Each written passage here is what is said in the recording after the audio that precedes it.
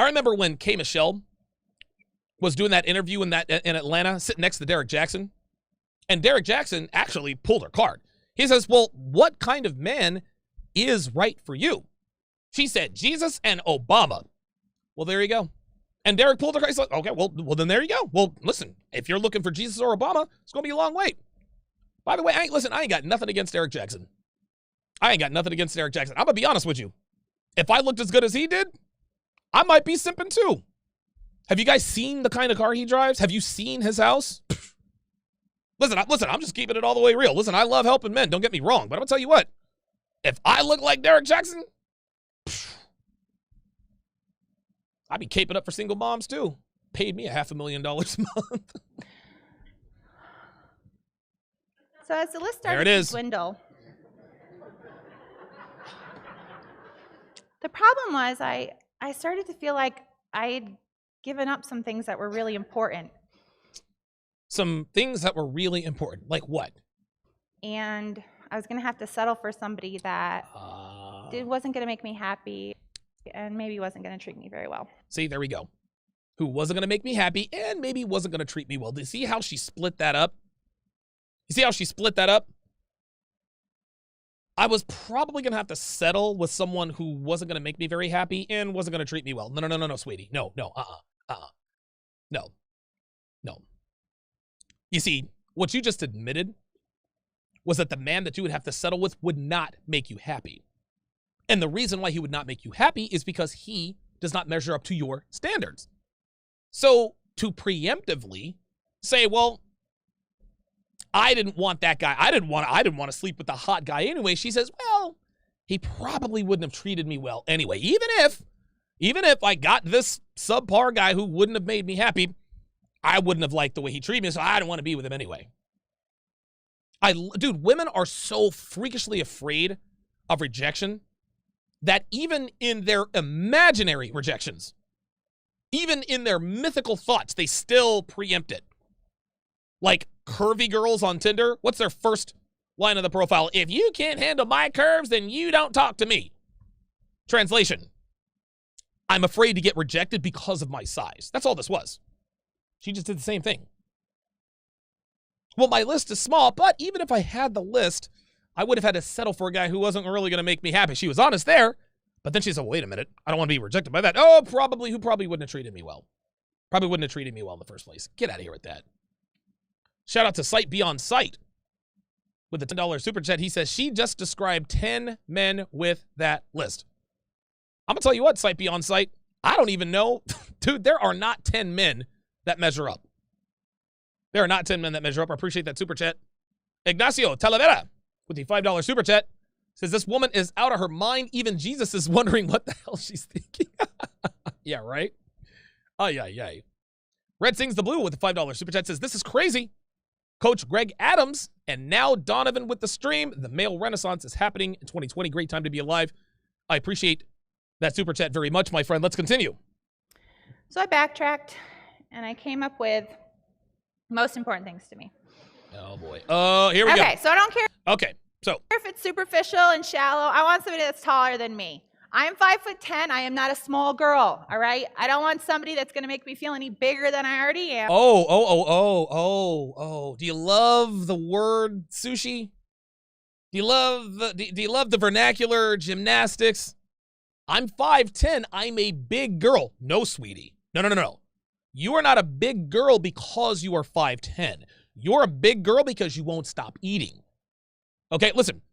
Whatever God you believe in, you were born to be 5'10". No question about that. But you want to know who else is 5'10"? How about supermodels?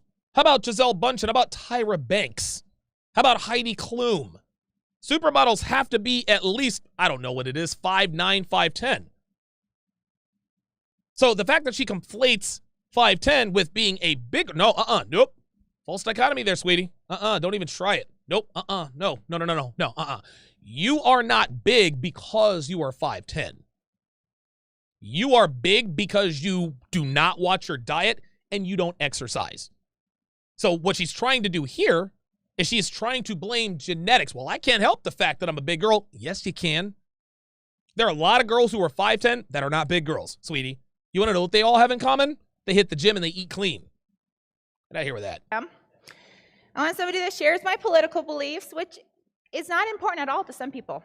But I've dated guys with different political commitments, and I've realized that I don't like to argue. And Translation. I don't like for guys to prove me wrong. You should never argue with women, guys.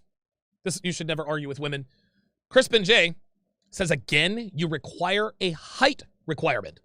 I require a weight and BMI requirement. Absolutely.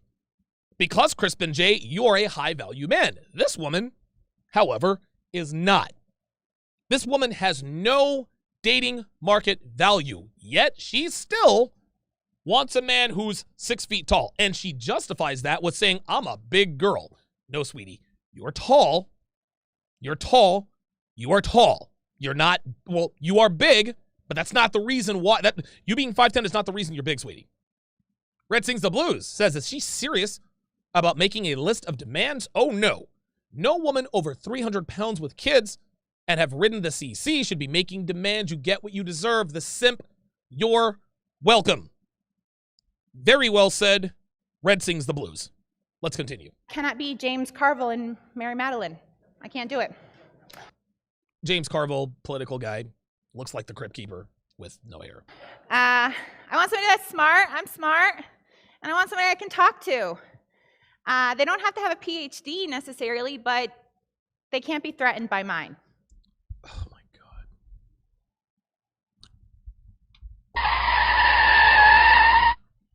He doesn't have to have a PhD, but he can't be threatened with mine. See, this again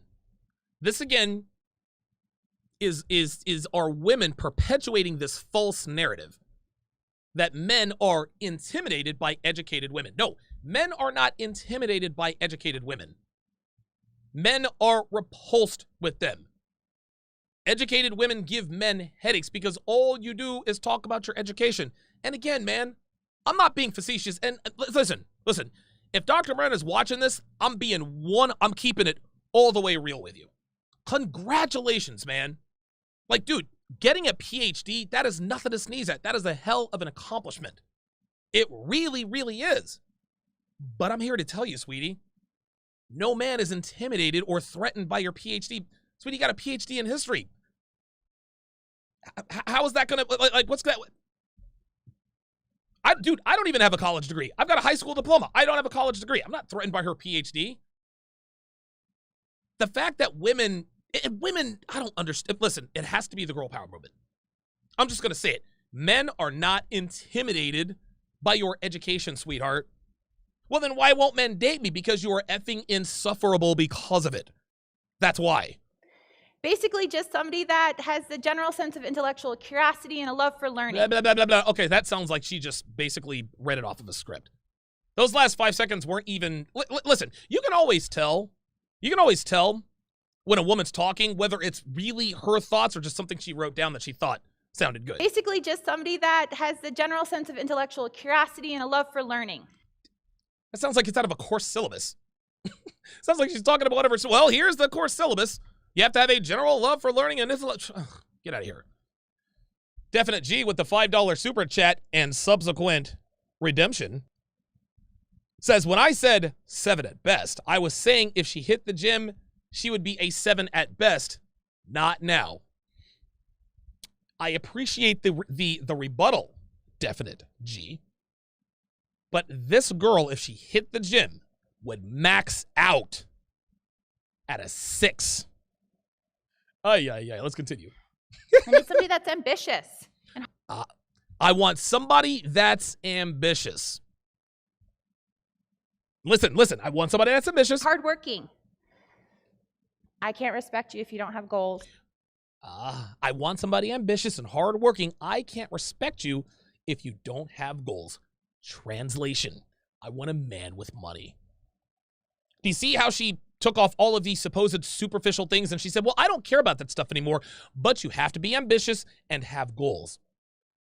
The only reason why women care about whether or not you have ambitions or goals is because ambitions and goals means that a man is money motivated, means that a man has potential.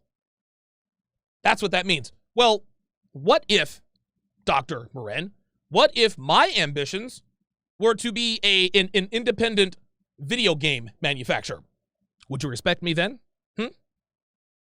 What if my goal was to sell video games independently?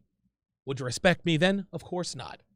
Because my goals are not in line with your financial standards. Women, I actually talked about this very briefly in Womanese 101. When a woman asks you, are you a morning person? Translation. Are you motivated? Are you driven? Do you have goals? Drive, motivation, and goals equals success. Success equals money. This woman doesn't give a damn about any man's ambitions. She wants to know if those ambitions have a potential to lead to money. That's all that is. Devin says, translation, she is alpha widowed. Devin, she has not been alpha widowed. Nope. I don't know any man who alpha widowed this broad. And then, of course, the general We're going to open up the phone lines here in a few minutes. Just stay with me here. sense of humor, kind, honest, laid back, non-smoker, likes cats, etc. Even then, dude, even then, still a few more on that list. You got finished with that, non-smoker likes cats, blah, blah, blah.